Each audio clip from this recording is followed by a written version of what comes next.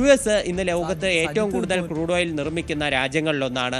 അതുകൊണ്ട് തന്നെ crude oil കൂടുതൽ ഈ വില കൂടുന്നത് അത് അമേരിക്കയ്ക്ക് കൂടുതൽ ഗുണം ചെയ്യുകയുള്ളൂ, അമേരിക്കയിലെ ജനങ്ങൾക്ക് ഗുണം ചെയ്യുകയുള്ളൂ എന്ന് ട്രംപ് സൂചിപ്പിച്ചു. അതുപോലെ തൻ്റെ ഏറ്റവും പ്രധാന ലക്ഷ്യങ്ങളിലൊന്നാണ് ഇറാനെ ആണവപരമായി തകർക്കുക എന്നുള്ളത്. അവരുടെ ആണവ സംവിധാനങ്ങൾ അത് പശ്ചിമേഷ്യയും ലോകത്തെയും അപകടത്തിലാക്കുമെന്നും ട്രംപ് സൂചിപ്പിച്ചിട്ടുണ്ട്. ഈ പോസ്റ്റിന് നേരിട്ട് മറുപടിയുമായി ഇപ്പോൾ ഇറാൻ്റെ വിദേശകാര്യമന്ത്രിയായിട്ടുള്ള അബ്ബാസ് അരക്ചി രംഗത്തെത്തിയിട്ടുണ്ട്. അദ്ദേഹം തൻ്റെ പോസ്റ്റിലൂടെ വ്യക്തമാക്കിയത് ഇറാൻ തന്നെ തങ്ങളുടെ ഈ ആണവ സംവിധാനം, തങ്ങൾ ആണവായുധം നിർമ്മിക്കുന്നില്ല എന്ന് ഇറാൻ വ്യക്തമാക്കിയതാണ്. ഈ ചർച്ചകളിൽ ആദ്യം ഒമാൻ്റെ നേതൃത്വത്തിൽ നടന്ന ചർച്ചകളിൽ തന്നെ ഇറാൻ ഇത്തരമൊരു കാര്യം മുന്നോട്ട് വെച്ച് ഇറാൻ തങ്ങളുടെ ഭാഗം വിശദീകരിച്ചതാണ്. എന്നാൽ അമേരിക്കൻ ഉദ്യോഗസ്ഥർ ഇത് തള്ളിക്കളയുകയും ഇക്കാര്യം അതിൻ്റെ ടെക്നിക്കൽ വശങ്ങൾ അവർക്ക് മനസ്സിലാക്കാൻ സാധിക്കുകയും ചെയ്തില്ല. ഇത്തരമൊരു സംഘർഷം ആരംഭിച്ചതെന്ന് അദ്ദേഹം അബ്ബാസ് അരക്ചി പറയുന്നു. അതുപോലെ തന്നെ ഈ ക്രൂഡ് ഓയിൽ വില കൂടുന്നതും അമേരിക്ക മറ്റ് രാജ്യങ്ങൾക്ക് മേൽ ചുമത്തുന്ന ഉയർന്ന താരിഫുകളും അത് കോർപ്പറേറ്റുകളെ സഹായിക്കാനാണ്, സാധാരണക്കാരെ സഹായിക്കാനല്ല എന്നും അബ്ബാസ് അരക്ചി ഈ പോസ്റ്റിന് മറുപടിയുമായിട്ട് രംഗത്തെത്തുന്ന സാഹചര്യവുമുണ്ട്. ഇപ്പോൾ നിലവിൽ ഈ ക്രൂഡ് ഓയിൽ വില കൂടുന്നത് അത് എല്ലാ രാജ്യങ്ങൾക്കും വലിയ തരത്തിലുള്ള ഒരു പ്രതിസന്ധി തന്നെയാണ്. ചൈന ഉൾപ്പെടെ ഇപ്പോൾ അവരുടെ ക്രൂഡ് ഓയിൽ പുറത്തേക്ക് കയറ്റുമതി ചെയ്യുന്നത് നിർത്തിക്കൊണ്ട് ഒരു ഉത്തരവ് ഇറക്കിയിട്ടുണ്ട്. ഇത് നോർത്ത് കൊറിയയാണ് ഏറ്റവും കൂടുതൽ ബാധിക്കാൻ പോകുന്നത് എന്നുള്ള ചില വിവരങ്ങൾ കൂടിയുണ്ട്. കാര്യം നോർത്ത് കൊറിയയ്ക്ക് പല അന്താരാഷ്ട്ര ഉപരോധങ്ങളുമുണ്ട്. അവർക്ക് ഏറ്റവും കൂടുതൽ ക്രൂഡ് ഓയിൽ ലഭിച്ചുകൊണ്ടിരിക്കുന്നത് റഷ്യയിൽ നിന്നും ചൈനയിൽ നിന്നുമാണ്. റഷ്യ ഇപ്പോൾ ഒരു അന്താരാഷ്ട്ര തലത്തിൽ തന്നെ മറ്റ് രാജ്യങ്ങളെ സ്റ്റേബിളാക്കാൻ വേണ്ടി അവരുടെ ക്രൂഡ് ഓയിൽ വ്യാപകമായി ലോകരാജ്യങ്ങൾ വിതരണം ചെയ്യുകയാണ്. അമേരിക്ക അടക്കം പല ഏഷ്യൻ രാജ്യങ്ങൾക്കും ഉണ്ടായിരുന്ന ഈ റഷ്യൻ ഓയിലിൻ്റെ ഒരു ഉപരോധം അത് എടുത്തു കളയുകയും ചെയ്തിട്ടുണ്ട്.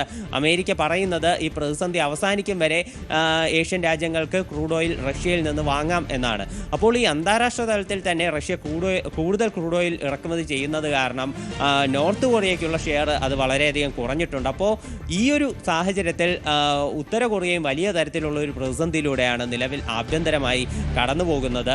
സൗത്ത് കൊറിയയും ഇപ്പോൾ നിരവധി മാർഗങ്ങൾ സ്വീകരിച്ചു കഴിഞ്ഞു ഈ വില നിയന്ത്രിക്കാൻ വേണ്ടി. ഈ വില നിയന്ത്രണം ഒരു സർക്കാർ തലത്തിൽ തന്നെ ഒരു വില നിയന്ത്രണം കൊണ്ടുവന്നു. എന്നാലും വലിയ തോതിലുള്ള പ്രതിസന്ധി ലോകം മുഴുവൻ ഇപ്പോഴും നിലനിൽക്കുന്നതായിട്ടാണ് നമുക്ക് കാണാൻ സാധിച്ചത്. US ഇതിനിടെ വ്യക്തമാക്കുന്നത് ഇറാനകത്തുള്ള 6000-ലധികം കേന്ദ്രങ്ങൾ തങ്ങൾ ഇതിനോടകം തന്നെ ആക്രമിച്ച് തകർത്തതായിട്ടാണ് US വ്യക്തമാക്കുന്നത്. പല ഹ്യൂമൻ റൈറ്റ്സ് കമ്മിറ്റികളും വ്യക്തമാക്കുന്നത് യുദ്ധം തുടങ്ങി ഇതുവരെ ഏതാണ്ട് 30 ലക്ഷത്തിലധികം ആളുകൾക്ക് ഇറാനിൽ വീടുകൾ നഷ്ടപ്പെട്ടതായിട്ടാണ് പറയുന്നത്. അപ്പോൾ കടുത്ത പ്രതിസന്ധികൾ അത് വ്യാപകമായി തന്നെ തുടർന്നുകൊണ്ടിരിക്കുകയാണ്.